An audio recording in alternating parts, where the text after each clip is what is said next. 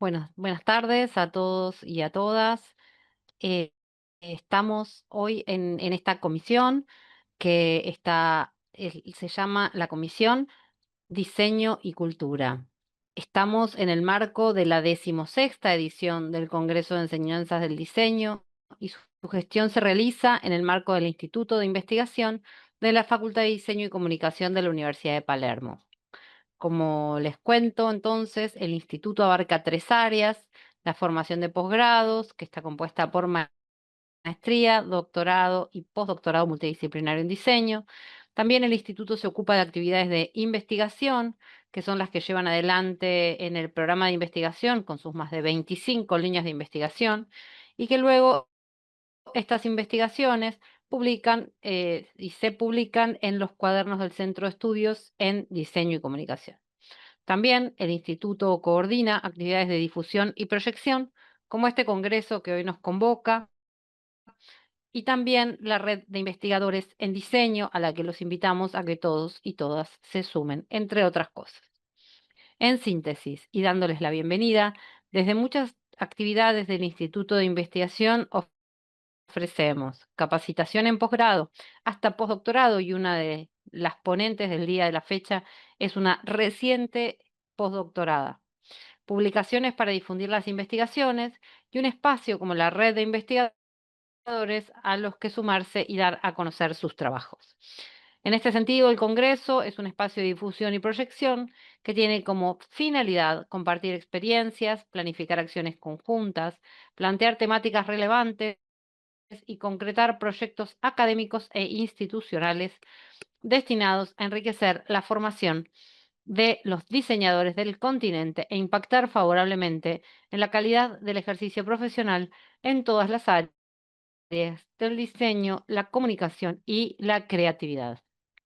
Habiendo dicho estas palabras introductorias, damos, como dije, inicio a la Comisión Diseño y Cultura.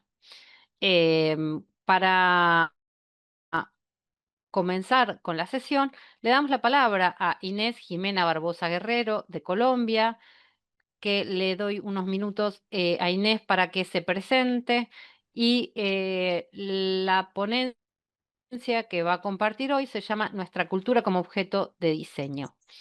Todo tuyo, Inés. Gracias, buenos días, buenas tardes. Sí, yo soy Jimena Barbosa, soy diseñadora industrial de formación de base y hoy voy a compartir esta presentación, esta ponencia que corresponde a un trabajo que se ha hecho al interior del aula. Está nuestra cultura como objeto de diseño. Y dice, nuestras culturas ricas en costumbres, saberes, tradiciones permiten que desde la visión del diseño industrial se hable de la narrativa de los objetos y la ritualización de los mismos a través de la conceptualización y traspoladas a los objetos contemporáneos, que permite hablar de preservación y producto.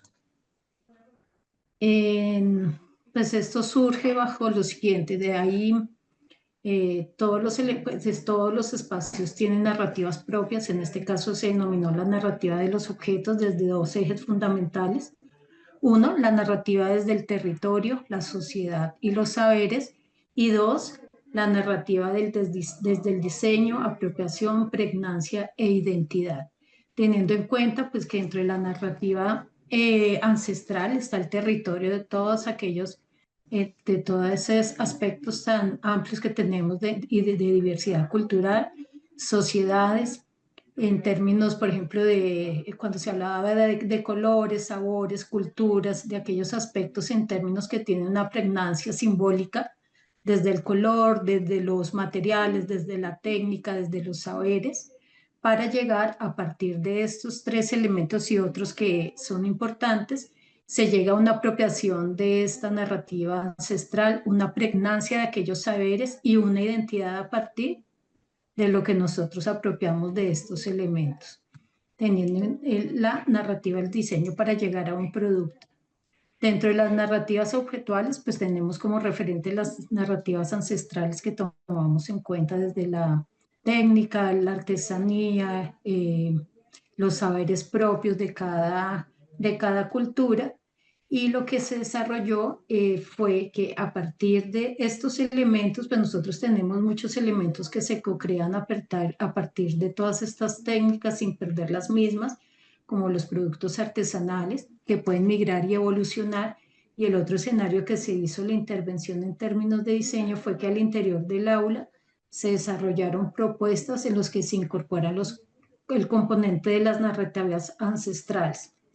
Se empieza a hablar también en este momento que los estudiantes, tomando todos estos referentes, empiezan a hablar de espacios de co-creación de nuevos productos a partir de la expropiación de estas narrativas. Es decir, la primera en términos de evolución, pues estarían los elementos propios de esos nuestros ancestros, evolución en términos de producto a partir de esos elementos que son guiados también sin perder la técnica y sin perder el concepto de artesanía, hasta llegar a lo que uno podría hablar de producto artesanal. Y lo que tenemos en este momento es que se ha hecho un trabajo entre empresa y universidad con estos saberes. Por ejemplo, hay una empresa aquí de maletas, entonces incorporan todos los elementos de una maleta de viaje, un elemento para maleta para el colegio, una cartera, pero tiene todo el concepto, pues obviamente de contener, pero tiene elementos adicionales como elementos para colgarse la que parten. A partir de estos elementos, entonces se incorpora lo ancestral con lo contemporáneo para generar narrativas objetuales. A término de conclusión, pues nosotros lo que hacemos es que se logre generar tres tipos de narrativas donde cada objeto cuenta su historia, cuenta su historia a partir de lo ancestral, cuenta su historia a partir de lo que es un objeto en términos de producto y cuenta su historia entre los híbridos de estos dos elementos y se generan nuevos productos a partir de lo que nosotros tenemos. Entonces es la importancia y también la riqueza que nosotros tenemos dentro de estos espacios en Sudamérica por los mismos ubicación geográfica, toda esa cantidad de saber en términos de técnicas, de materiales, las implementaciones que se hacen, la riqueza en términos ancestrales que se tiene, que nos permite llegar a la generación de nuevos materiales a partir de la co-creación. Entonces es esto lo que les quiero compartir el día de hoy. Muchas gracias. Pues, muchas gracias por tu aporte. Ahí Jimena tenía una duda. No tengo idea, Jimena. Señorita, De hecho, no, ¿cómo estás? bien, Todos los caminos luego nos cruzan. Avisá y te incorporas al final de la sesión, ¿te parece? Sí, sí, perdón, es que estábamos en otra sesión. Entonces, hasta que me Sí, tocó, perfecto, no hay problema. Por eso aquí digo, así estoy. lo resolvemos. Dale. Perfecto, gracias, Marina. No, de nada, Jimena. Inés, muchas gracias por tu aporte. Breves comentarios, la idea no. Vamos a ver si llega, te hago un par de la exposición y de la categoría co-creación, de luego o en algún momento me gustaría la idea de qué entendemos por co-crear, porque yo mucho la voz de los artesanos no la vi, ¿no? Medio que vi la voz de los estudiantes, la voz de los diseñadores, pero seguramente vos lo tenés, digo, cosas que se me van cruzando ahí con cómo la ancestralidad, digo, cómo hay una narrativa que muchas veces es apropiada por el diseño de ancestralidad para incorporarse en el mercado, pero que paradójicamente muchas veces deja fuera de ese conjunto virtuoso del mercado a los artesanos. Pero era una pregunta como para plantearla, digamos, o para que luego, si querés, la anotemos y vayamos viendo, porque claramente la línea de diseño y cultura nos pregunta cosas sobre, bueno, qué es la cultura, qué todos entendemos, cuáles son las desigualdades que están atravesadas en ese poder tener voz, en ese co-crear, en ese codiseñar, etcétera, que si lo asumimos como igualitario, ahí tenemos un problema, ¿no? Lo tiro, voy a ir sugiriendo preguntas disparadoras, cuestionamientos, etcétera, para que nos quedemos pensando, pues si no es como todo expositivo y no nos quedamos con nada tan complejo para ir pensándolo exposición tras exposición.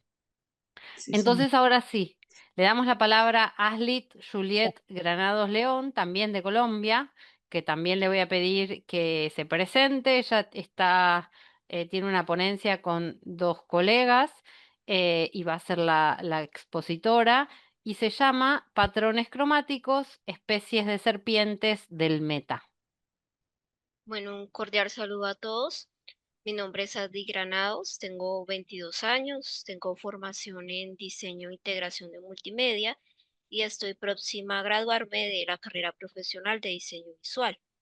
El Ujú. día de hoy les voy a compartir un proyecto que hice sobre patrones cromáticos de las serpientes del meta, que surge a partir de una investigación académica como opción de graduación en la Universidad Autónoma de Nariño, la sede de Villavicencio. El territorio colombiano se divide por departamentos y el lugar donde transcurre esta investigación es el departamento del Meta, que hace parte de los Llanos Orientales, llamados así porque estos territorios son mayormente compuestos por extensiones de terreno plano y su economía se basa en la ganadería, las actividades agrícolas y el turismo. Es importante tener en cuenta que Colombia está entre los 10 países con mayor cantidad de especies de serpientes, según investigadores como Lynch y Argarita. ¿Esto qué quiere decir? Que el territorio tiene una importante riqueza de fauna en cuanto a especies de serpientes. Por lo tanto, el territorio del Meta tiene pues especies propias del territorio que a nivel global es algo muy enriquecedor porque estamos dentro de un top global. Pero ¿qué pasa con las serpientes? Bueno, según investigaciones de Aguilar, las serpientes suelen estar sujetas a un posible pánico colectivo. Esto las afecta de manera tal que no hay una cierta discriminación en cuanto a proyectos de conservación y demás hacia ellas, y además esto fomenta la caza a manos de campesinos. Entonces, como esto surge de una investigación académica, contamos con una metodología de la investigación. A manera de resumen, su alcance fue exploratorio descriptivo, su paradigma fue interpretativo y posmoderno, su enfoque metodológico fue cualitativo, su población es especies presentes en el departamento del Meta, su muestreo es por juicio intencionado, por conveniencia, ya que solo pudimos tener acceso a un lugar donde preservaba algunas de las especies que están presentes en el Meta, que fueron 6 en total. Por lo tanto, la muestra de serpientes presentes en el Bioparque Los Socarros, que es el lugar que les menciono, la categoría es patrón cromático, serpientes y color. Y tenemos algunos instrumentos. Aquí me gustaría resaltar el cuestionario de entrevista a profundidad que fue hecho a biólogos, del cual obtuvimos toda la información con respecto a cada especie. Las fichas informativas de color, donde extrajimos paletas de colores de la piel de las serpientes de manera digital con algunas herramientas, y las retículas de platonaje que las iré explicando más adelante. Ahora, para abordar esta problemática desde la mirada de un diseñador, primero centramos toda la investigación en el elemento del color y en el poder que éste tiene en cultura, en emociones y en identidad. Lo podemos ver reflejado en elementos como las banderas que representan un territorio, los colores en los trajes típicos de un territorio, la paleta de color representativa de los paisajes más emblemáticos de un territorio, como por ejemplo aquí sería el atardecer llanero. Y todos estos colores se vuelven parte de la identidad, parte de la cultura de los habitantes, porque al verlos se pueden apropiar, ¿no? Llegan a este sentido de pertenencia, y esto ya se liga directamente a ciertas emociones, ¿no? Podemos apreciar las investigaciones de la psicología del color con autores como Eva Heller, que nos hablaban de esto, ¿no? De la conexión entre emociones y entre el color. Cuando abordamos la naturaleza como fuente de inspiración en el diseño, Hablamos de investigaciones como la de Lozano, donde él a través de la fotografía pudo inspirarse a crear ciertas campañas publicitarias, pero se inspiraba a través de la naturaleza, a través de sus colores, de sus formas, de su textura. Entonces son elementos con los cuales podemos conectar y podemos entender y se llegan a volver cultura porque representan a un territorio. En este caso, pues nosotras nos inspiramos directamente de la piel de las serpientes. Y cuando hablamos de patrones directamente, hablamos de elementos visuales que se repiten de manera consecutiva. Entonces, aquí lo podemos abordar desde la forma, que es el estudio de la forma en la composición, que en este caso sería la forma de la escama, ¿no? En las serpientes. Pero el color en este caso llega a ser tan poderoso que al aparecer de cierta manera en las escamas, logra volverse agente de la formación de un patrón, porque a su vez genera formas que digitalmente pueden ser aprovechadas. ¿Cómo ocurrió la extracción de patrones cromáticos en este caso? Bueno, aquí voy a la retícula que les mencionaba, y utilizamos una retícula de 45 grados para crear rombos con bordes redondeados digitalmente que asemejan la escama, la forma de la escama de las serpientes, y allí pues tenemos un patrón de forma. Pero para la formación del patrón de color, imprimimos imágenes de las serpientes y con un papel de calco, papel que nos permite hacer trazos a mano alzada, seguimos las diferentes formas geométricas que podíamos encontrar en la piel de estas y de esta manera las podemos aprovechar digitalmente para crear una forma que fuera repetitiva, consecutiva, como lo requiere que sea un patrón. Entonces, como tenemos forma y color, por eso hablamos de patrones cromáticos, porque tenemos un patrón dentro de un patrón gracias a la agrupación de color. Aquí pueden observar dos de los resultados. ¿Qué hicimos con estos patrones y con toda la información que adquirimos en esta investigación? Bueno, toda la recopilamos en un atlas visual. La intención con este atlas es que sea un atlas que esté meramente desde la mirada del diseñador, ¿sí? Entonces buscamos mucha fuerza visual, que sea muy dinámico, ¿sí? Que las personas estén entretenidas de cierta forma con este lenguaje visual y pues abre la posibilidad de que en ámbitos académicos se pueda tomar como base para futuras investigaciones. También puede tener un posible uso industrial, como lo sería en la ropa, como lo puede también ser en artesanías, que eso ya conecta directamente con la cultura de los habitantes. A manera de conclusión, me gustaría agregar que como diseñadora, y bueno, como futura diseñadora desarrollando este proyecto, pude notar que pues conectar con la idea de que el diseño va más allá de lo publicitario. Hay muchas maneras de leer un territorio, más allá de su cultura, de su lenguaje, también hay una forma de leerlo y es a través del hábitat que nos rodea, a través de todo esto que los seres humanos entendemos y disfrutamos, que es un lenguaje visual que hemos diseñado dentro de nuestra sociedad, ¿no? A través del color, de la forma, y que está integrado en nuestro día a día. Lo podemos ver incluso en señales de tránsito, por ejemplo. Entonces, es conectar también con estas especies que son víctimas hasta cierto punto del miedo de muchas personas y verlas de otra forma, desde otro enfoque, desde algo que resulta bello para el ser humano, como es el color, la forma, el diseño, ¿sí? De esta manera más agradable para nosotros. Ya para finalizar, estas fueron las 4 principales referencias que utilizamos para la construcción teórica de nuestra investigación.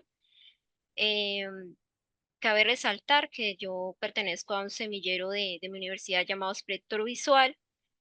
Nuevamente repito, soy de la carrera profesional de diseño visual Y ya como nota final, quiero agregar que el atlas que aquí les presento está en proceso para posible publicación por parte de mi universidad, y los patrones también que se encuentran en él y que mostré en esta presentación tienen patente pendiente por el momento.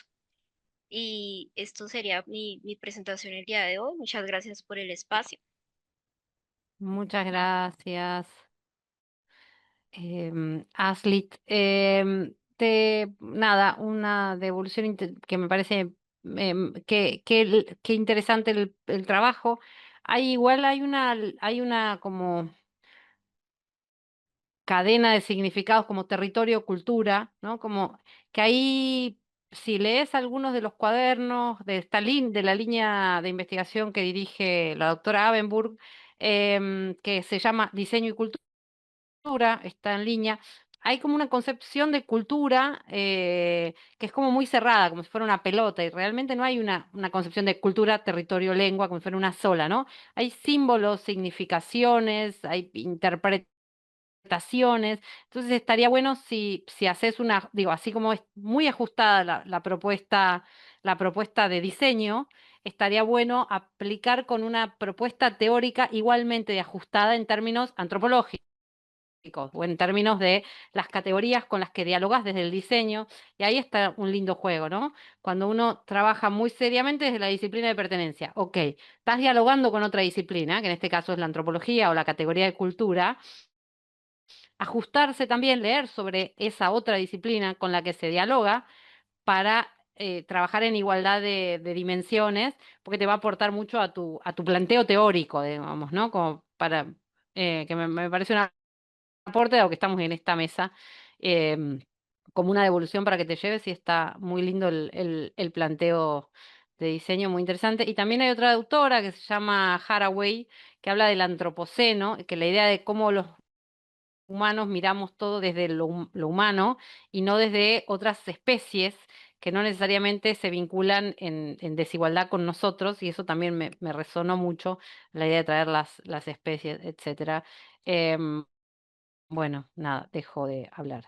Em, Vamos con Rina Melconian, que es de Chile, se presentará oportunamente cuando tenga la palabra para hacer em, el desarrollo de su ponencia que se llama, como te lo digo, Derribando Barreras Culturales, Experiencia de Colaboración. Sí, no te Sí, estás desgrabando y desgrabando, pero ahora estás compartiendo. Perfecto, me encantó. buenísimo. Voy ¿Cómo te lo a digo? Dale, comenzar. Yo voy a presentarles el proyecto Cómo te lo digo, derribando barreras culturales dentro del marco de una experiencia de colaboración internacional. Mi nombre es Rina Melconian, yo soy diseñadora gráfica, trabajo en Duoc UC en Santiago de Chile. Esa es mi sede, donde estoy trabajando desde el año 2009. Y voy a pasar a contarles un poco el contexto, el problema con el cual yo estoy, digamos, trabajando. Perdón, voy a correr un poco, no sé qué toqué, perdón. Ahí está, ahora sí. Bueno, hay muchos estudiantes con los cuales yo detecté en todos estos años de experiencia docente con dificultades en habilidades claves como es la comunicación efectiva y sobre todo el trabajo en equipo, que son aspectos obviamente fundamentales para el éxito profesional y laboral. Por otro lado, también hay soluciones a problemas de la región, experiencias compartidas que compartimos en Latinoamérica. Por otro lado, ampliar la capacitación docente y seguir creando oportunidades de aprendizaje internacional que preparen mejor a los estudiantes para colaborar en un mundo que cada vez es digital, ¿no es cierto?, sobre todo después de la pandemia, y cada vez más multicultural.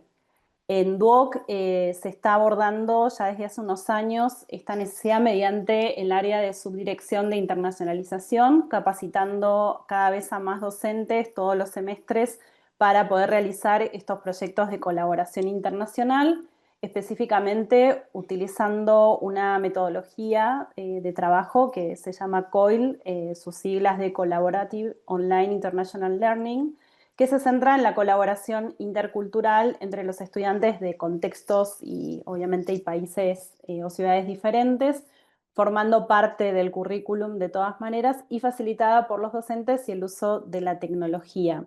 Con estos proyectos estos proyectos permiten a los estudiantes desarrollar capacidades esenciales como la comunicación intercultural, la creatividad, sobre todo el trabajo en equipo y la resolución de problemas. También brindan una exposición invaluable para los estudiantes a distintas culturas mediante el uso de la tecnología y plataformas digitales, preparándolos también para un entorno profesional cada vez más globalizado y altamente competitivo, cada uno obviamente dentro de su profesión. El proyecto que les voy a mostrar son dos experiencias que trabajamos con Argentina, uno con la Universidad Católica de Salta, la UCASAL, en el 2023, y la otra en la Universidad de Flores en el 2024, en Buenos Aires, también en Argentina.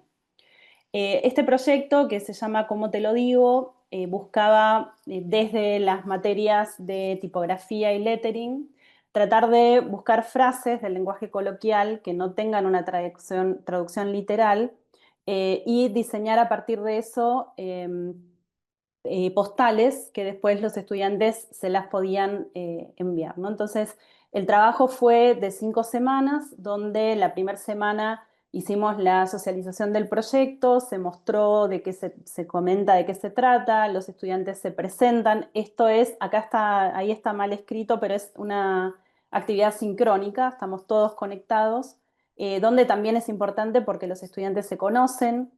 Hacemos una actividad rompehielos, que después les voy a mostrar algunas imágenes, donde los estudiantes se presentan, cuentan o muestran alguna foto donde aparecen en su lugar favorito de su ciudad, de su país, o mostrando el plato típico, todo lo que tiene que ver con la cultura propia, ¿no? Después las siguientes 3 semanas se trabaja de manera asincrónica, donde los estudiantes trabajan de forma autónoma.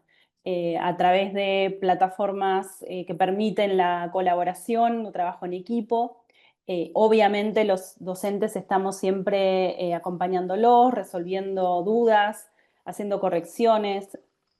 También de repente hay algún problema con los equipos, entonces ahí tratamos siempre de estar asistiendo a los estudiantes. En la 5ª semana hacemos el cierre de la actividad, también de manera sincrónica, donde vemos los resultados y las reflexiones, se les da alguna especie de feedback, se comparte la experiencia, es una actividad muy bonita porque es como el cierre de todo esto. Pero lo más emotivo viene después, ahí aparece como en la 6ª semana, pero en realidad como depende del correo, porque estas postales que los estudiantes diseñan se envían y se envían a cada estudiante, es decir, el estudiante de Chile que trabajó con el estudiante de Argentina, se mandan entre ellos la postal o el trabajo en la cual estuvieron trabajando durante esas semanas. Aquí hay algunas imágenes, por ejemplo, esta es una fotografía de una estudiante de la Universidad de Salta, donde está mostrando un lugar específico de su ciudad, cuentan algo sobre ellos, ¿no es cierto? Esta es la parte donde se presentan, es la actividad rompehielos. También compartimos mucho de ese proceso de creación de la postal, cuando la están escribiendo, cuando la están trabajando, cómo es ese proceso creativo en el desarrollo de esta actividad. Esto todo se ve en la última conexión. Ahí también mostramos algunas imágenes, esa es mi sala, por ejemplo, de clases, el trabajo en aula, están los estudiantes conectados en ese momento, como pueden ver ahí mi pantalla en mi escritorio, ¿sí? Donde aparece la conexión, pero también estamos conectados asimismo en la sala con los estudiantes. También se muestra en este cierre, mostramos no solo el proceso de trabajo, sino también los resultados, ¿no? Y cada estudiante o el estudiante que quiere puede mostrar y comentar de qué se trató su trabajo específicamente, ¿no? Ahí, como pueden ver, aparecen frases que son del lenguaje coloquial, que no en todos los países significan lo mismo, a pesar de que hablamos español. ¿Sí? Acá están las postales, el día que nos llegan también hacemos una fotografía de las postales, tanto de los chicos de Salta como de los estudiantes de Chile. Y esta es la mejor parte, ¿no? Porque acá es donde el estudiante recibe una postal con su nombre, ¿no? Cabe resaltar que además estas generaciones no saben lo que es una postal, no tienen la experiencia de recibir algo por correo, ¿no? Entonces tiene también toda esa parte que es bastante emotiva. Acá, por ejemplo, está una estudiante mía donde ella está mostrando la postal que recibió de su compañero de Salta. Sí, entonces esta parte es la verdad que bastante emotiva. Y finalizando el ejercicio, nosotros nos mandamos una fotografía con todo el grupo para que obviamente se conozcan y hacemos el cierre definitivo de la actividad. ¿Cuáles son algunas de las proyecciones que surgen a partir un poco de la aplicación de esta metodología? Bueno, una de ellas es capacitar a docentes y estudiantes, ojalá cada vez más, en el uso de herramientas y metodologías de COIL a través de la formación y evaluaciones específicas, esto para promover estos proyectos en las diferentes carreras, porque puede ser aplicable, por supuesto, a cualquier carrera, a cualquier materia, para impulsar habilidades profesionales que estén alineadas, obviamente, con el perfil de egreso de cada carrera, incorporar herramientas de evaluación como un test que se aplica, que es el test IDI, para medir competencias interculturales, promover el aprendizaje y facilitar el uso de nuevas plataformas tecnológicas que favorezcan la colaboración internacional y el trabajo en equipo remoto, como ser Teams, Google Meet, herramientas de trabajo en línea, Canva, Trello, etcétera. Promover la inclusión y la diversidad en el diseño, creando soluciones accesibles y culturalmente relevantes. Fortalecer la comunicación y la cooperación en entornos multiculturales mediante proyectos que promueven el entendimiento y la conexión entre culturas, además de buscar soluciones a problemas similares dentro del contexto latinoamericano, o sea, problemas compartidos que tenemos en nuestras ciudades, en nuestras culturas, etcétera. Y por último, integrar estos proyectos promueve la democratización de las iniciativas de internacionalización, experiencias internacionales al alcance de todos los estudiantes, dado que el desarrollo es completamente virtual, es decir, no hay ningún recurso o gasto asociado ni para los estudiantes ni para las instituciones, más allá, obviamente, del recurso tecnológico. Así que eso es todo. Muchísimas gracias por la posibilidad de presentar mi proyecto. Muchísimas gracias, Rina. Muy interesante. Vamos a avanzar a la ponencia de Lucía Alejandra Morales, que se titula La interculturalidad como eje transformador del diseño gráfico, una cartografía de experiencias académicas universitarias.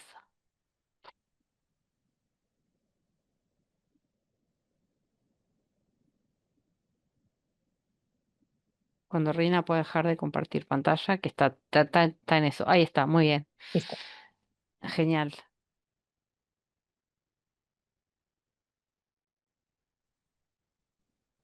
Lucía, si después te querés presentar, lo puedes hacer. Bueno, pues buenas tardes para todas. Em, Mi nombre es Lucía Morales, soy docente e investigadora de la Universidad Antonio Nariño en la ciudad de Bogotá y la idea es compartir con ustedes un proceso de análisis que hice que buscaba entender cómo el diseño gráfico puede transformarse en un mediador cultural en el marco de la formación universitaria.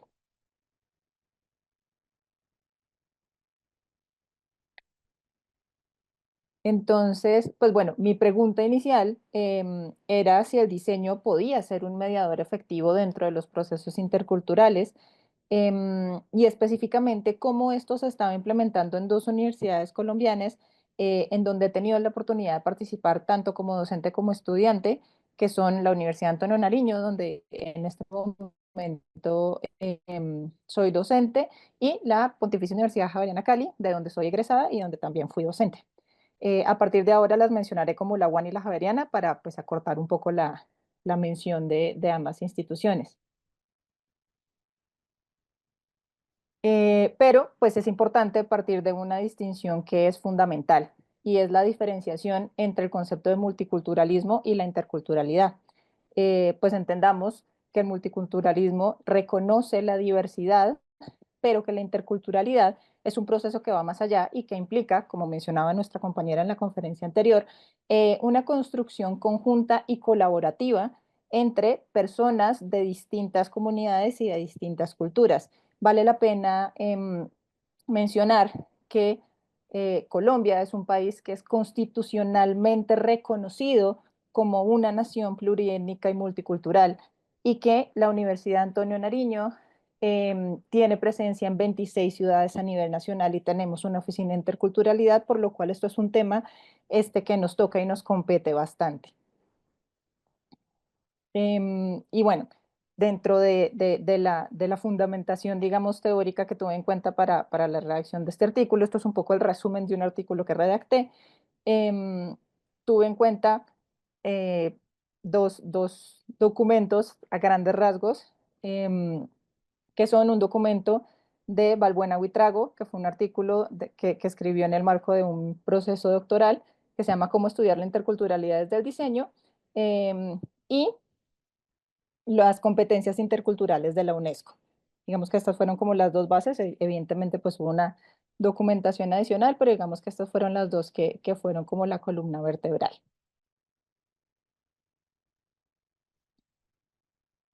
Metodológicamente, el artículo se redactó desde un enfoque cualitativo de estudio de caso.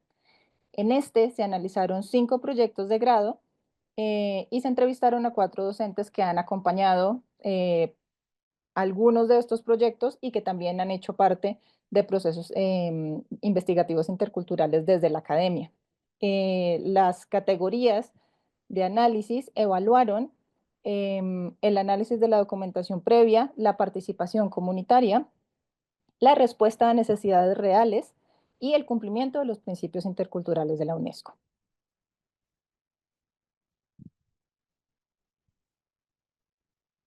Ya yendo, concentrándonos, perdón.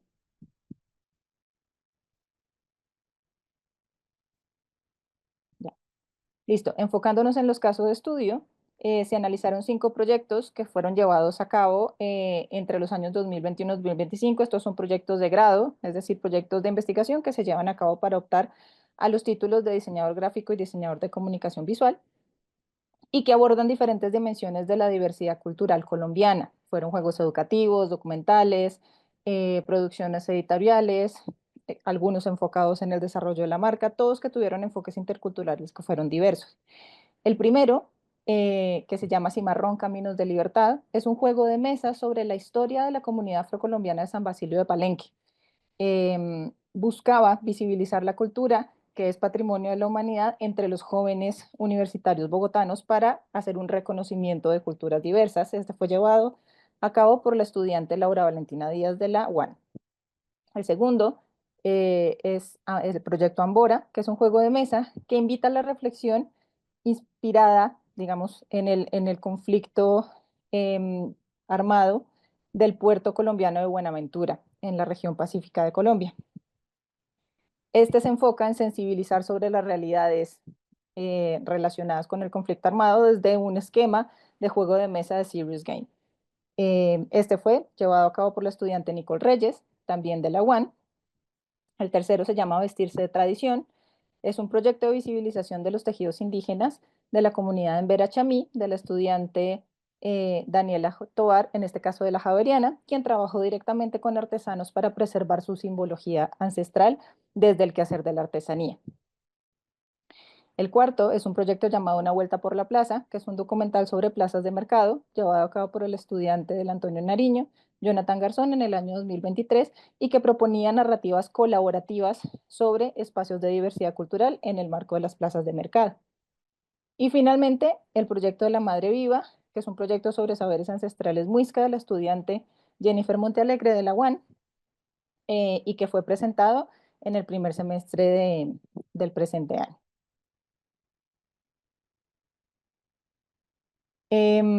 Digamos que encontramos 3 espectros de aproximación intercultural y 3 niveles. El primer nivel es un nivel de consulta y validación, el otro de colaboración activa y otro de inmersión decolonial.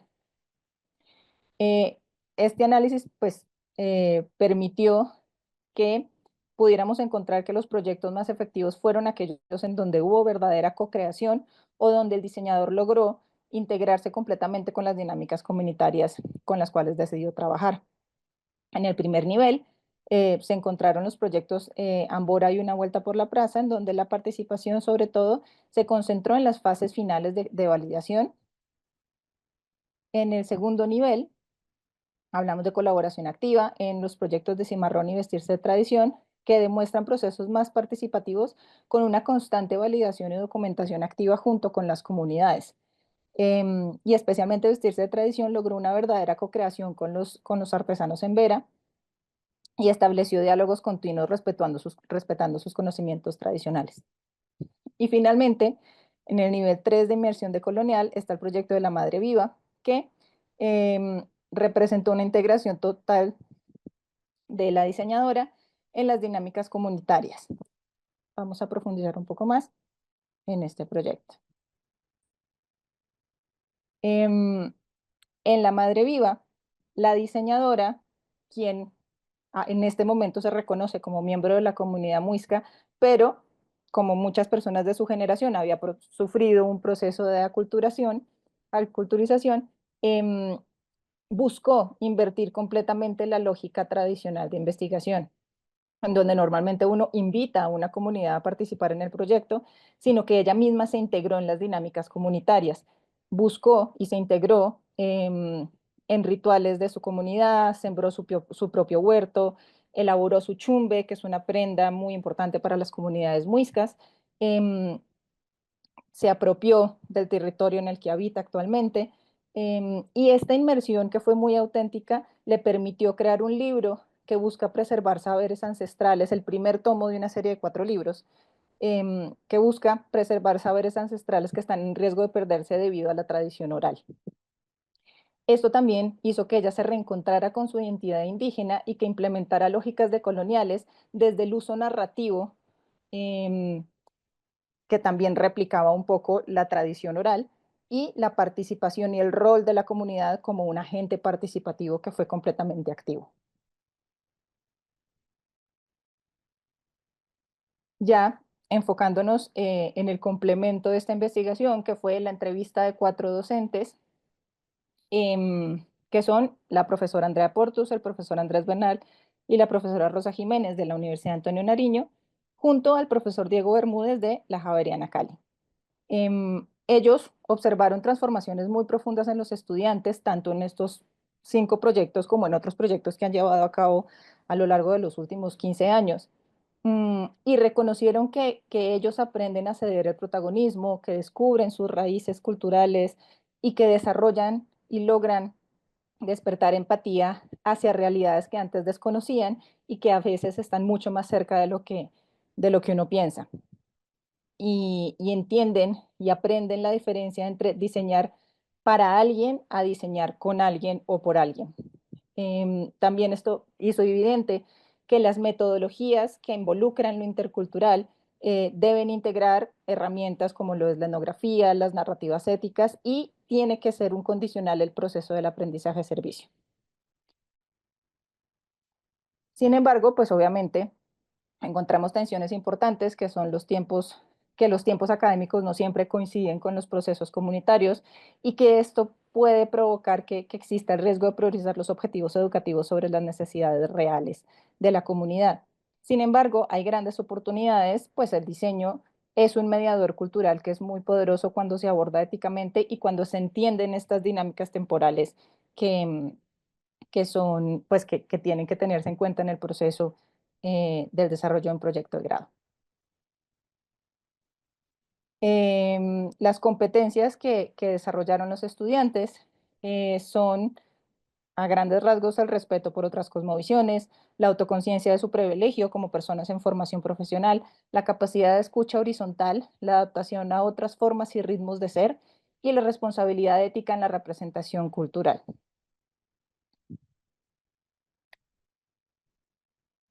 Y llegando a la conclusión, digamos que quise hacer una reflexión acerca de qué posibles transformaciones se podían hacer en el marco educativo, pues como docente que soy, y encontré 3 niveles: el nivel curricular, el nivel institucional y el nivel pedagógico. En cuanto al nivel curricular, pues reconociendo nuestra población multicultural y pluriétnica y entendiendo esto como una posibilidad exclusiva y creativa. En lo institucional, pues pudiendo establecer vínculos sostenidos con las comunidades y entendiendo que la flexibilización de los tiempos de los estudiantes que quieren trabajar con ellas, pues tiene que existir. Y en el marco pedagógico, pues promoviendo nuestra reflexión crítica, tanto como docentes, y promoviendo esta reflexión en los estudiantes y motivando sobre todo el aprendizaje experiencial. Y ya para cerrar, pues llegamos a la conclusión de que el diseño gráfico sí es un mediador cultural efectivo cuando se aborda desde enfoques que son genuinamente participativos. Esto ha transformado tanto a los estudiantes que desarrollan una nueva identidad profesional y una concepción de responsabilidad social, como a las comunidades que logran una visibilización respetuosa y un proceso de fortalecimiento cultural respetuoso.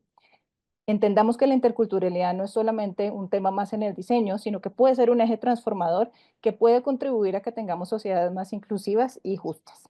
Muchísimas gracias. Muchísimas gracias, Lucía, me encantó. Súper inclusivo digo, pudiste también dar cuenta de estas tensiones, ¿no? Porque no es solo la ética, el deber ser del buen diseñador, sino que por momentos estos respetos, estos otros tiempos, estos otros saberes con los que se dialoga, si se quiere dialogar en igualdad de condiciones, generan tensiones sobre un modus operandi, un mercado que todo el tiempo pide determinado ritmo, determinado producto, y quizás no solo es el tiempo de uno, diseñador,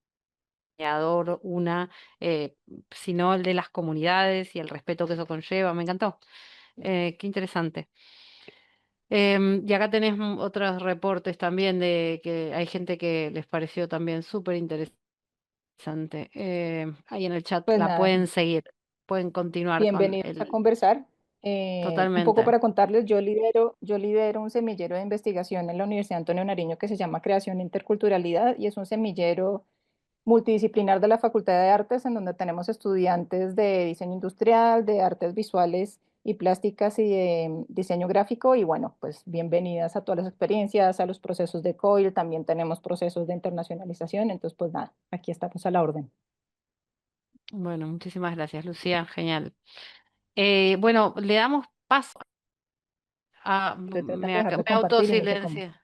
Ah, cuando quieras. Ya, listo ya. Em, Mientras hablo. Le damos paso a las dos últimas ponencias que son de la postdoctora. Me río, pero no es chiste. Porque eh, Daniela Larrea Solórzano, que es doctor. Bueno, presentate vos. Que te conozca no quiere decir que te vaya a presentar. Preséntate vos con la misma rigurosidad que he presentado a todo el resto. Y luego de la doctora Jimena Odetti. Alguien más que por casualidad esté en la sala, esté listado y se me esté pasando por alto que tiene que exponer. No, ¿no? Correcto, hermoso. Vamos bien entonces. Vamos entonces, Daniela, todo tuyo, presentar tu exposición y compartí si quieres. Ahora, Marina, ¿me escuchan bien? Sí, perfecto. Listo. Bueno, muy buenas tardes con todos. Gracias, Marina, por el intro. Mi nombre es Daniela Larrea Solórzano. Trabajo en la Universidad Técnica de Ambato, Ecuador, y el tema que les voy a presentar ahora es ya la conclusión del proyecto postdoctoral que se trabajó en la Universidad de Palermo. Mi tutora fue la doctora Karen Abenburg y bueno, este trabajo está enmarcado obviamente en la línea de investigación Cruces entre cultura y diseño. Es un trabajo que lo empezamos a realizar en el año 2022 y bueno, ya concluyó el año pasado y también este año con la publicación de un número más de cuadernos dentro del Centro de Estudios de Investigación en Diseño que está a cargo de Marina. Y bueno, básicamente en este trabajo lo que buscamos fue hacer una lectura de las transformaciones que se habían desarrollado sobre esta expresión plástica que está marcada en los tambores de la comunidad Salasaca, que es una comunidad indígena que está ubicada en la provincia de Tungurahua, al centro de los Andes ecuatorianos.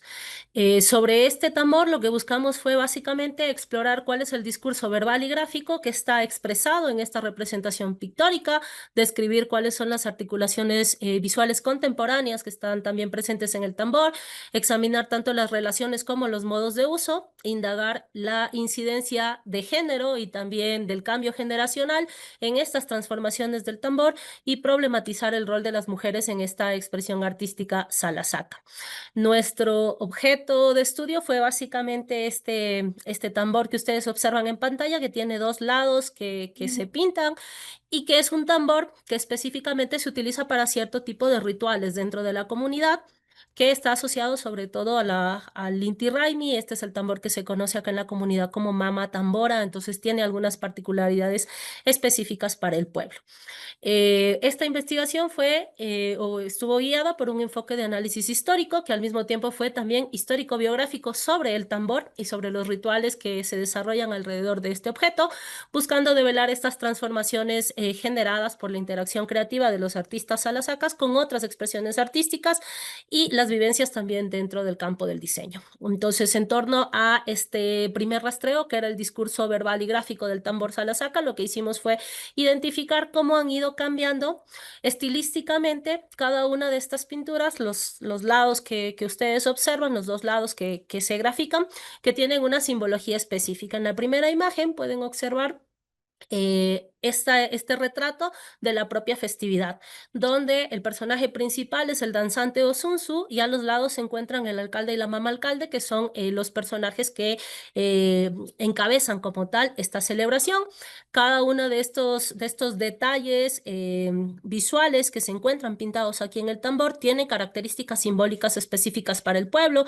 Por ejemplo, el tener la paloma en la mano derecha o el alfanje en la mano izquierda, el tipo de calzado, el tipo de líneas que se van pintando en este fondo del tambor tiene una simbología específica para el pueblo. Y en la otra cara, que es la cara que se golpea, se pintan dos personajes que es básicamente una prosopopeya de lo que se realizaba en las fiestas antiguas en la comunidad, donde las personas se vestían con disfraces de animales que tocaban algunos instrumentos. En este caso, esta es la representación de un cerdo, o también se lo conoce o se lo evoca a veces en la comunidad como un oso, que es el personaje en negro, y luego está el personaje en amarillo que representa a un tigre que sostiene el arpa mientras este otro personaje negro lo toca. Toda esta narrativa sobre esta cara del tambor tiene también otras particularidades detrás. El día de mañana, en otra ponencia que se presenta aquí en el Congreso, vamos a presentar un tema que se denomina específicamente Cuchi Perro Oso, que es el que aborda es solamente esta parte o esta representación pictórica y por qué esta transformación de la simbología o estas diversas interpretaciones que existen en el pueblo solo sobre este lado del tambor. Y bueno, esto que ustedes observan acá en pantalla son los moldes de cuero que tradicionalmente se utilizaban para hacer la silueta de las figuras sobre el tambor. Entonces, esta es una práctica que ya está casi perdida en la comunidad.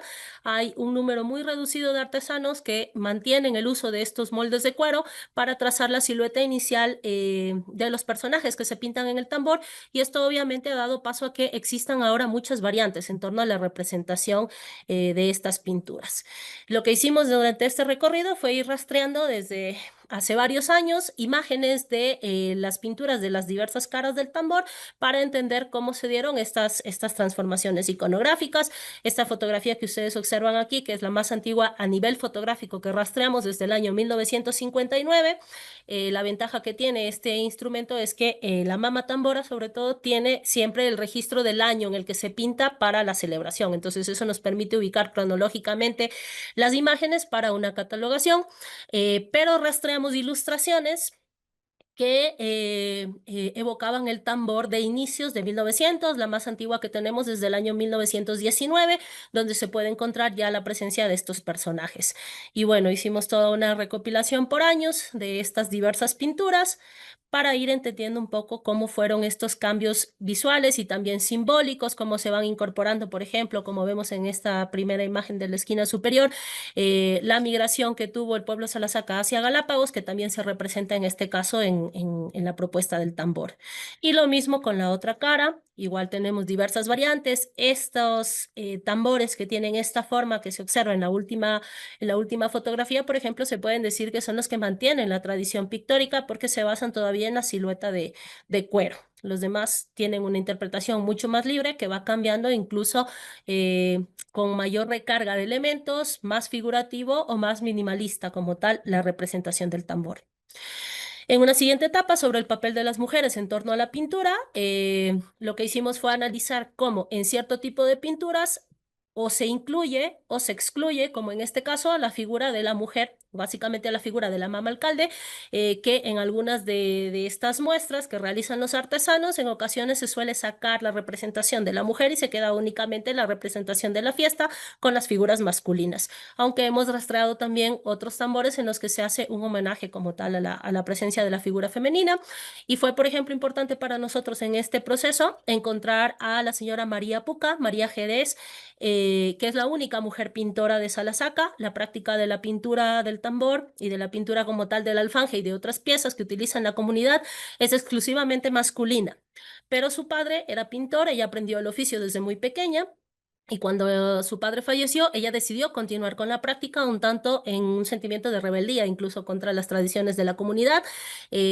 Lamentablemente es la única mujer que lo ha realizado hasta ahora y la única que subsiste en el desarrollo de esta práctica. Tiene ya actualmente 92 años, pero ha trabajado con nosotros activamente en el proyecto, también buscando incorporar a otras mujeres más jóvenes en este proceso.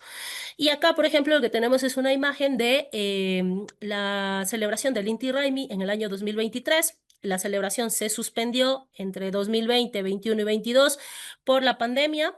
Y en el 23, cuando se retoma otra vez la fiesta, aparecen por primera vez la presencia de mujeres que participan del ritual de la música y de la danza, incluso tocando instrumentos musicales, que también era una práctica que estaba relegada específicamente para los hombres de la comunidad. Pero hay una apertura ya mayor también a la participación de las mujeres en estas prácticas artísticas.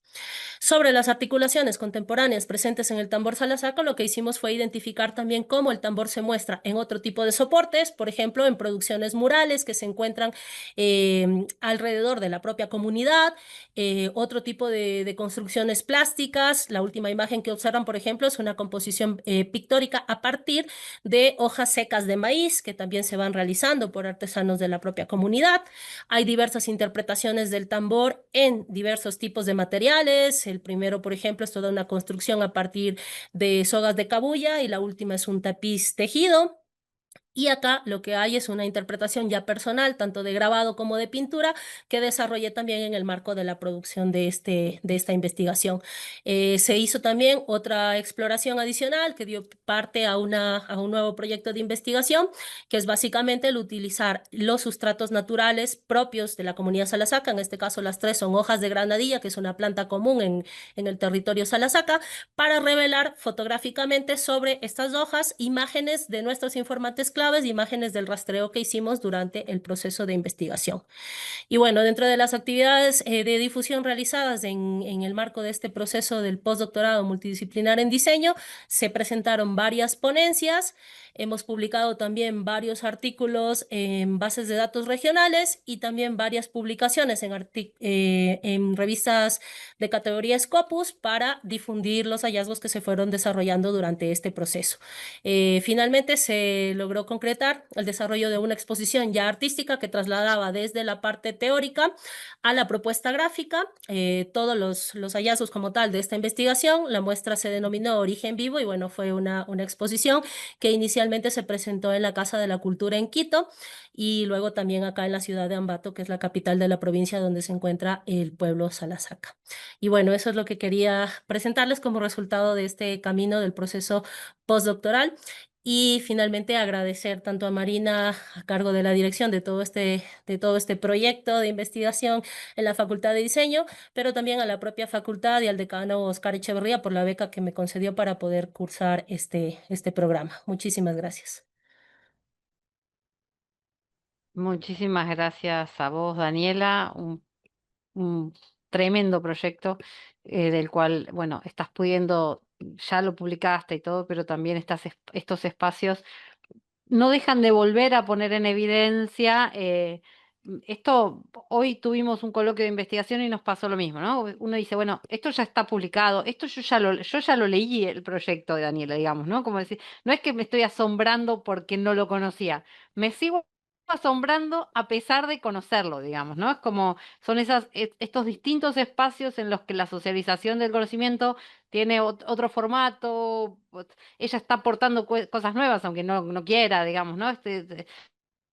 Y sigue siendo impresionante. Te felicito mucho. Muchas gracias. Bien, no, ahora le damos la palabra a otra conocida por su trayectoria, por su paso por las aulas de Palermo, que se presentará formalmente, que es Jimena Odetti. Muchas gracias, Marina. Muchas felicidades, Dani. Bueno, a todos. Súper interesante esta mesa. Un gusto estar aquí. Bueno, voy a compartir pantalla. A ver. Espero que lo podamos ver. Grande. ¿Me voy? Bueno, sí, supongo que se ve, ¿no? Todavía no, ahora sí. Ok, muy bien. Bueno, lo que les voy a compartir es un trabajo que inicié en marzo.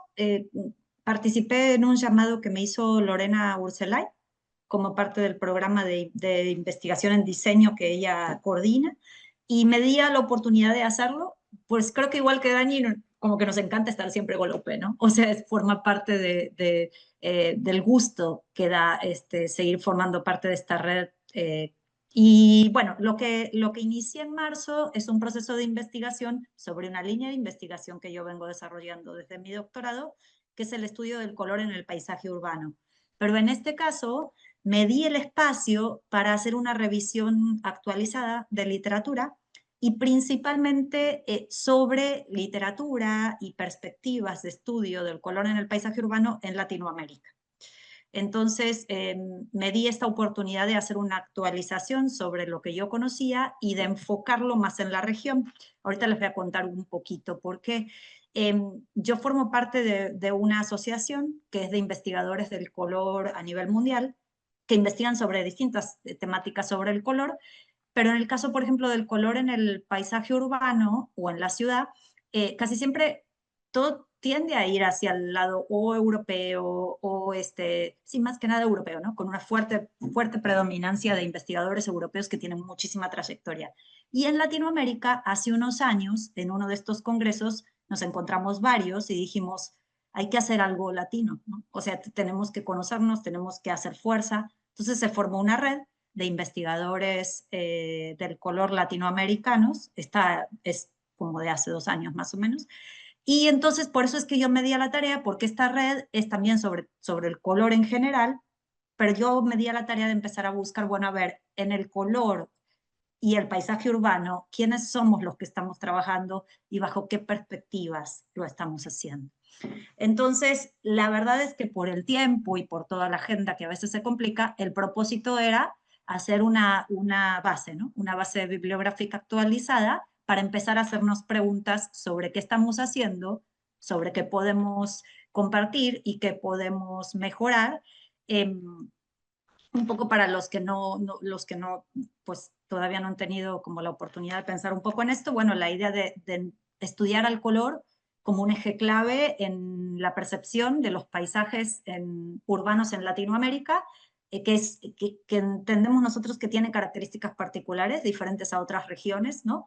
Entonces, ¿cómo podemos estudiar estas características cromáticas en estas ciudades y qué relaciones podemos establecer entre estos colores y nuestras realidades culturales, simbólicas y de identidad, ¿no? Entonces, bueno, revisar la literatura actual sobre el color en el paisaje urbano y explorar si es que existe nuevos métodos o bajo qué perspectivas se estudia esto, ¿no? Entonces, la pregunta con la que inicié este trabajo fue ¿cómo puede un marco metodológico multidisciplinario incorporar al color en el paisaje urbano, considerado como una construcción cultural, y qué efectos genera esta integración sobre la percepción y la identidad de los habitantes en ciudades latinoamericanas. Claro que el corpus es enorme, pero bueno, la idea es como sacar estos estudios que actualmente se están haciendo, ¿no? Entonces, el objetivo principal fue desarrollar y validar un marco metodológico multidisciplinario que permita analizar e integrar el color en el paisaje urbano, entendido como una construcción cultural, con el fin de orientar el diseño y la gestión cromática de las ciudades latinoamericanas. Objetivos secundarios: sistematizar críticamente la literatura latinoamericana sobre color urbano, identificando enfoques y tendencias; identificar y sistematizar el estudio de los componentes cromáticos de la ciudad, analizando las fortalezas y debilidades de las metodologías existentes para el estudio del color, proponiendo nuevas herramientas y enfoques adaptados al contexto latinoamericano; y delimitar y caracterizar los componentes cromáticos que configuran la identidad visual y patrimonial de los paisajes urbanos latinoamericanos. La hipótesis que utilicé para esta parte de la investigación fue la aplicación de un marco metodológico multidisciplinario que conciba al color en el paisaje urbano como una construcción cultural, permitirá reconocer patrones cromáticos coherentes con la identidad local y, al incorporarlos en el diseño urbano, contribuirá a la percepción de identidad y pertenencia de los habitantes hacia su entorno construido. Bueno, la justificación del porqué de este trabajo: el estudio del color en el paisaje urbano es clave para comprender el impacto en la percepción visual, en la construcción de identidad y, por ejemplo, en la preservación del patrimonio cultural en ciudades latinoamericanas. Todas las imágenes de la presentación son de distintas ciudades de Latinoamérica, desde un enfoque interdisciplinario que abarca arquitectura, diseño, antropología y sociología. Se permite desarrollar herramientas innovadoras para mejorar los espacios urbanos en términos de estética, funcionalidad y significado cultural. Además, el color fortalece la identidad colectiva y la apropiación del entorno, promoviendo ciudades más inclusivas y representativas, respetando el patrimonio cromático mediante intervenciones responsables basadas en evidencia científica. Y el estado del arte es el que empiezo a construir, en donde observamos, ¿no?, cómo el color en el paisaje urbano es un elemento clave, como lo acabo de decir, para todos estos aspectos de percepción. Existen autores que son básicos en estos, que son globales, ¿no?, como Philip Lemklos, Kevin Lynch, que habla de la imagen de la ciudad, Cristina Boeri, y aquí en Argentina José Luis Caivano, ¿no?, que toman al estudio del color como un elemento fundamental, ¿no?, para entender procesos de percepción, procesos funcionales y procesos simbólicos en los entornos urbanos. En Latinoamérica empiezan a haber ya proyectos e investigaciones relacionadas con esto. Bueno, yo con mi equipo de investigación, conmigo estamos en Puerto Vallarta, en México. Hay un grupo muy interesante en Colombia que ha desarrollado trabajos en la ciudad de Tunja y en otras localidades. En Chile, la que coordina toda esta nueva red está en Valparaíso, Elisa Cordero, y en Córdoba desde hace años hay todo un grupo de investigadores que incluso tienen el Instituto de Investigación del Color Urbano, con maestros a los que yo admiro mucho, ¿no? Entonces, estos focos se empiezan a dar en distintas ciudades, lugares latinoamericanos, y empiezan a generar más metodología que es muy interesante de tomar en cuenta y de analizar, ¿no?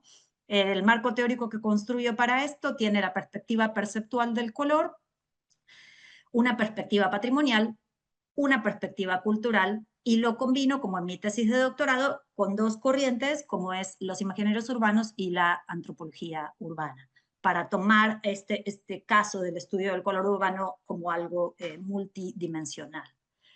Algunos enfoques temáticos que encontramos en todos estos trabajos que hay actualmente en Latinoamérica sobre el color.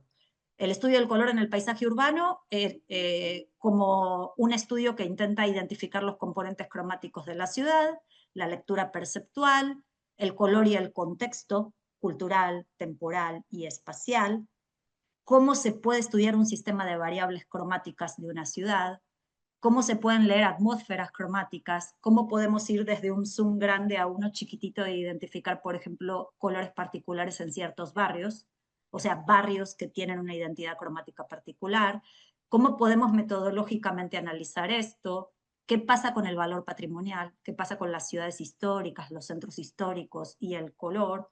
¿Qué es este concepto de color local, ¿no? Como estos lugares que tienen ciertos colores que los caracterizan y los identifican. Y por último, ¿cómo podemos relacionar todo esto desde dos perspectivas, que es el color objetivo y el color subjetivo? El color que vemos y el color que interpretamos, al que le agregamos significaciones culturales, identitarias, etc. Entonces, bueno, la metodología la dividí en 3 fases. En la primera fase fue la revisión crítica de la literatura existente, con una búsqueda sistemática en las principales plataformas, ¿no?, de publicaciones indexadas. El criterio de inclusión fue desde los años 2000 al 2025, con el contexto latinoamericano y con algunas palabras claves como color urbano, cromática urbana, el color y la ciudad. Esta búsqueda la hice bilingüe, en español y en portugués, tomando en cuenta la presencia de Brasil, ¿no?, en nuestra región. Posteriormente empecé a identificar redes de concurrencia de conceptos claves, o sea, dónde aparecían conceptos claves que pudieran ser co-ocurrentes. Hice una agrupación de clústeres temáticos, intentando registrar cómo miden y cómo describen el color de la ciudad, evaluar fortalezas y debilidades metodológicas en lo que encontré, y finalmente elaborar una matriz en donde yo pueda encontrar, bueno, cuáles fueron los métodos que se usaron, cuáles son las fortalezas, cuáles son las debilidades y algunas primeras propuestas de mejora. En la fase 3 hice una síntesis conceptual de todos los hallazgos encontrados, con un análisis en profundidad de las publicaciones que más presencia tienen, para relacionar los componentes cromáticos con factores socioculturales, climáticos y normativos, y construir un modelo lógico en el cual podamos identificar ciertos componentes cromáticos y relacionarlos con procesos socioculturales y de identidad visual urbana. Entonces, en los resultados, algunos primeros resultados, cuando empecé a trabajar con el relevamiento bibliográfico, fue, por ejemplo, que empieza a haber una fuerte presencia desde el 2011, ¿no? Empiezan ya a haber más publicaciones, por lo general hay de 1 a 4 autores. Los términos que más aparecían era atmósfera cromática, paisaje urbano, identidad, intervención, percepción. Del 2000 al 2010 parecería ser que es cuando se inicia con este trabajo del estudio del color urbano, y desde el 2011 en adelante empiezan a haber más proyectos publicados en distintas partes de Latinoamérica, como en Chile, en Colombia, algunos también en Ecuador, algunos también en Bolivia y, bueno, México, ¿no? Y por último, la última parte sería como donde ya nos empezamos a conectar entre todos y empezamos a tener ya como más concreto, ¿no?, el trabajo inclusive colaborativo que tenemos, ¿no? Los agrupamientos temáticos que encontré fueron intervención cromática, patrimonio e identidad urbana, imaginarios y percepción, cartografía y metodologías, y el estudio del color en relación con la naturaleza y con la sostenibilidad.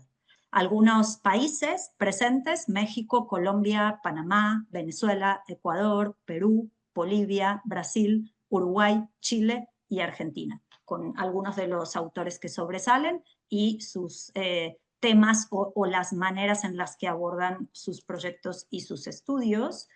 Y bueno, las redes de coocurrencia que empecé a identificar fue, por ejemplo, en los casos de intervención urbana con color, la relación entre el color y las fachadas, principalmente, y la relación con proyectos de revitalizaciones, el color como patrimonio, y ahí el tema de la tradición, el tema de la historia, el tema de la identidad, la naturación cromática, las relaciones del estudio del color con la vegetación, con la sostenibilidad, con la ecología, con la biodiversidad, la cartografía perceptual, estos proyectos que se centran principalmente en la parte metodológica de mapeos cromáticos para estudiar percepciones cromáticas urbanas y de lectura visual, y por último los imaginarios urbanos, en donde se empieza a estudiar este tema del color urbano desde el punto de vista de la construcción de símbolos y de significados culturales. Ya casi termino, perdón por la extensión. Los clústeres temáticos que hasta ahora identificamos tienen que ver con la intervención cromática, o sea, la parte visual, el patrimonio, la sostenibilidad, la cartografía y los imaginarios. Y bueno, esto se lo digo rápido, esto fue como así la parte en la que empezamos a ver, bueno, en qué revistas se está publicando, cuáles son las revistas que hablan sobre color, ¿no? O que dan el espacio al menos para que podamos tener un artículo sobre el estudio del color en el paisaje urbano y en dónde están ubicadas los países, etcétera, que están trabajando en esto. Y algunos rasgos metodológicos que observamos, más del 60% de los artículos combinan al menos dos métodos, el de observación con percepción y el uso de fotografías y de entrevistas. Solo el 15% de los documentos menciona específicamente sistemas de codificación o de nomenclatura del color, como el Natural Color System, Pantone o Munsell, y hay una tendencia clara hacia metodologías locales, sensibles al entorno y participativas, incluso en tesis institucionales. Bueno, esta es una matriz que yo hice, una matriz en la que analizo los métodos con las fortalezas y las debilidades de lo que hasta ahora encontramos, y en la fase 3, cómo pudimos empezar a sintetizar toda esta información recabada. Los factores normativos, por ejemplo, para el caso del color patrimonial, los factores climáticos que inciden en las zonas latinoamericanas a estudiar, los factores cromáticos en sí mismos, perceptuales, y por último, este es el modelo con el que cierro esta primera parte de la investigación, en el cual concluyo en una síntesis visual en la cual digo, bueno, a ver, los estudios cromáticos en Latinoamérica parecería ser que están yendo desde el punto de vista de tomar al color como un proceso, ¿no? Que no es solamente desde un punto de vista perceptual, sino que está relacionado con factores socioculturales, con factores climáticos, con factores normativos, y que finalmente todos estos factores integran al estudio del color urbano desde una contextualidad local, y que contribuyen a generar la identidad cromática visual urbana de las zonas que estoy estudiando. Creo que, bueno, y algunas conclusiones, pero bueno, ya me excedí en el tiempo, perdón. Un poco. Perdón. No, Gracias. de nada. Muy interesante, Jimena. Esto forma parte, digo, Jimena lo presenta como parte del resultado de un programa de estímulo a la investigación, pero está poniendo en relieve un montón, digo, su bagaje, etcétera, porque esto en 6 meses no se puede hacer, digo. No les vamos a mentir que esto no es el resultado solo de un proyecto de No, investigación claro. de 6 meses, porque tiene que ver con muchos años en los que ella viene trabajando esta temática, su tesis doctoral, su inserción, claro, su inserción en líneas de investigación, etcétera. Digo, un diálogo bastante ajustado y que hizo una exposición bastante pormenorizada del mismo. Así que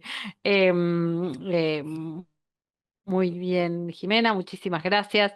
Gracias a Había ti, Marina. preguntas, tenemos algunos minutos si quieren conversar o responder a comentarios de evoluciones, modificaciones, con aportes, etcétera. En algunas salas en las que no somos tantos, por suerte, o que han respetado en términos generales los tiempos de exposición, se puede dar esta ida y vuelta que siempre es celebrable. ¿Dónde podemos ver el trabajo? Jimena, a Sí, Jimena. todavía esto no está publicado. Estamos terminando esta fase de los 6 meses y supongo yo que esto finalmente tendrá la posibilidad de resumirse en un artículo, ¿no? En donde podamos publicar los hallazgos. Y si no, Sí, a buscaremos ver, entonces. el catálogo.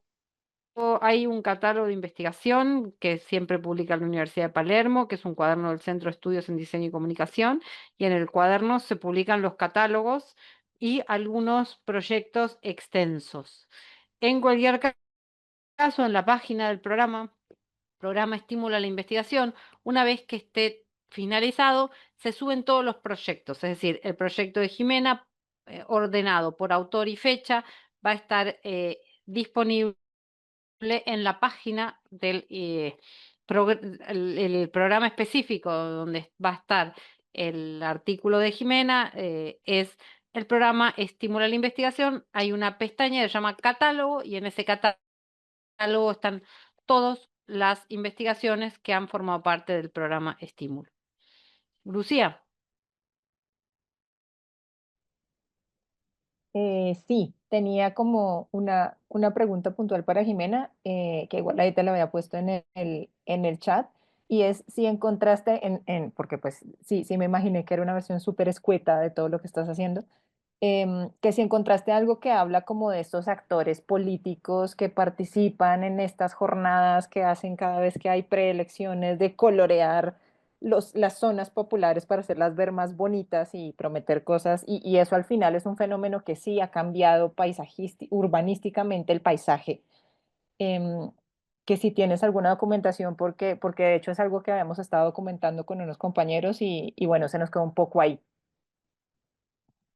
Sí, sí hay, bueno, de lo que yo tengo, lo que yo más he encontrado es en Brasil, ¿no? En Brasil hay varios autores que hablan sobre todo, por ejemplo, de la carnavalización del color, ¿no? O sea, de cuando usan al color como un elemento turístico, pero, por ejemplo, que no respetan para nada la cuestión ni histórica ni patrimonial, ¿no? Y ponen ejemplos de cómo se han pintado fachadas históricas que tienen una identidad cromática y por el hecho de una campaña turística, ¿no? Patrocinados por una marca de pintura, se cambia por completo la imagen cromática de un lugar que debería de estar de alguna forma protegida, ¿no? Cromáticamente. Nosotros en Vallarta tenemos algunas cosas ya documentadas, todavía no publicadas, pero sí hay tendencias a usar el color sin responsabilidad. Por eso es que a mí me parece súper interesante que sea algo para poner en la agenda, porque esta cosa muy romántica de pensar en Latinoamérica y en los colores como algo, ¿no? Súper encendido y saturado y demás, pero sin un respeto por la historia del color de cada lugar, ¿no? Y las paletas cromáticas que naturalmente tenían, ¿no? En relación con lo nuevo que se pone, etcétera. Hay varios. Si quieres, luego te puedo compartir lo que tenemos hasta ahora documentado. Súper, muchas gracias. No a ti.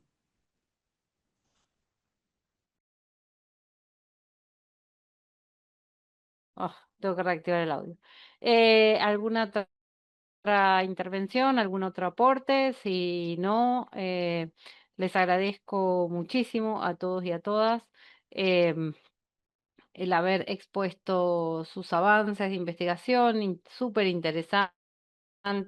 Sí, ahí están compartiendo los mails. Si quieren también aporto el mío. Nos tomamos un minutito.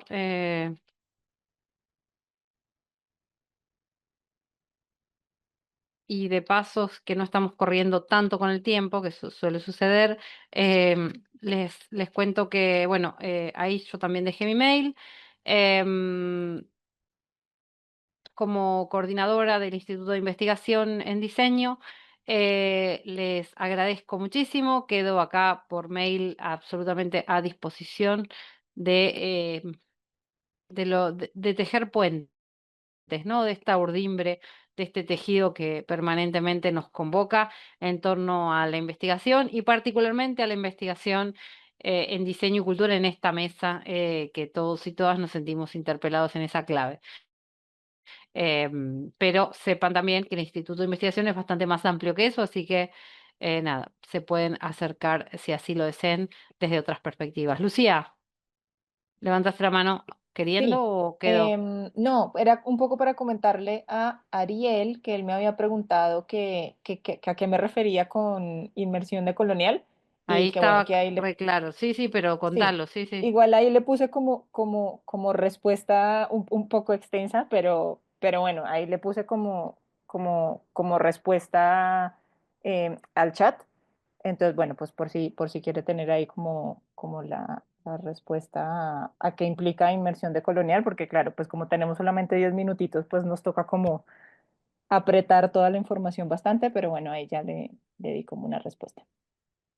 Sí, me encantó y es súper, se entendió muy bien, súper precisa la descripción. ¿Alguna otra duda, consulta, pregunta? Bien, Dicho esto, damos por finalizada esta sesión y les agradecemos muchísimo la participación a todos y a todas. Suerte.